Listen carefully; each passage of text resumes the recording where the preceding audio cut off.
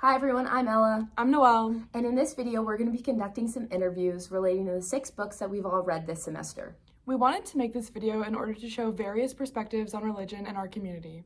Our goal is to offer some unique and personal views relating to one's spirituality in hope that we can further understand people's relationships with God. Today we're here with Henley, and I'm a Christian. Henley. How do you practice your religion weekly? I have an app that I do with a bunch of my friends, and it gives us a verse every Sunday that we kind of like annotate together from home. And then also I go to Christian Athletes every Monday night, so it's like 20 kids, and we kind of just like discuss like what we've read throughout the week in our faith. Famous theologian Dean Brackley describes a vocation as an inextinguishable and passionate call. He says that this can be used to connect more with oneself and God. How do you see this in your life? Yeah, I mean, I think that one thing at this point in my life is leadership. I think I see that as like my purpose right now, and I do think it's a God-given purpose.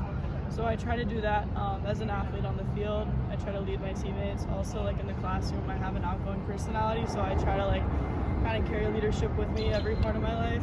And then also like taking initiative in my community. Right now, I'm starting a finance club to help student athletes like have equality in the recruiting process. So I think that's like one of my God-given callings for leadership. Thank you. Here with Bryce. Bryce, can you introduce yourself and state your religion and major at Georgetown? Hello, my name is Bryce Cox. My religion is Christian, and also I am undecided in the college. Sweet. So today we just have a quick question for you. Absolutely. Famous theologian and philosopher Saint Bonaventure, who was a Catholic Franciscan, saw everything in our world as a reflectional relationship with God. How do you see God's reflection in nature or daily life?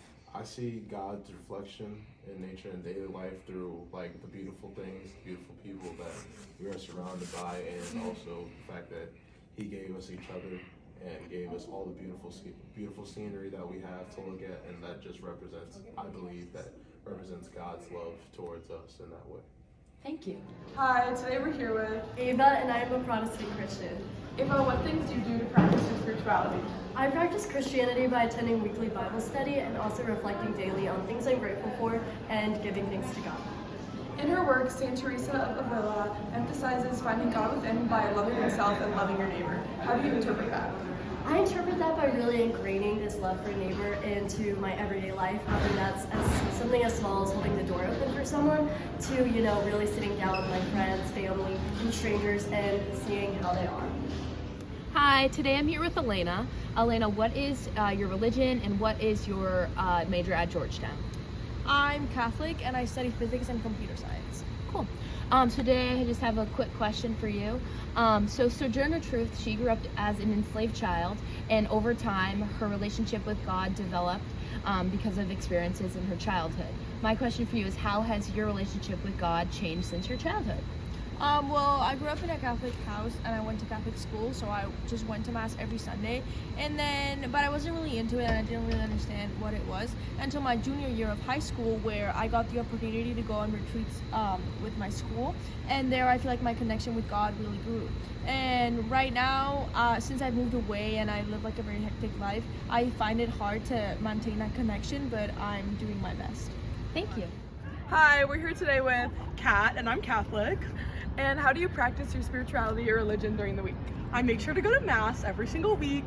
I sign up for Catholic retreats here on campus, and I try and pray a couple times a week. In his Confessions, Augustine says that you can find union with God through a change of heart and emotional vulnerability. How do you read that and how do you apply that to your life? I try and live out my life as authentic as possible and live an honest life and try not to lie to people and just be straight up, so yeah. Hi, today we're here with Javen. Javen, what's your major at Georgetown and what is your religion? I'm currently undeclared in college and I'm a Christian, non-denominational. Cool.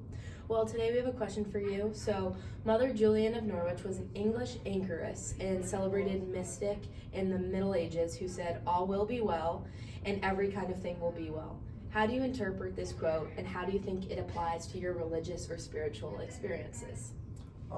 When I hear that quote, I kind of think of like when people use the phrase like that there's a divine purpose, which I do think that our lives do have a purpose, but I think that there's a common misconception that free will and our own decision making isn't a factor of that. Thank you. I thought that those comments were really insightful, showing different ways people can connect with their own religion and spirituality. I totally agree. Something that really stood out to me was my friend Elena's interview.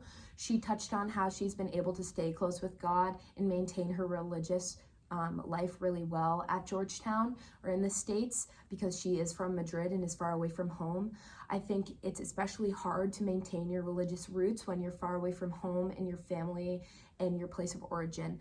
I think that hearing her talk about that she's not been able to lose her religious practice regimen, going to church every Sunday, and has found peace in her religion here in DC is really inspiring. I totally agree, that is inspiring.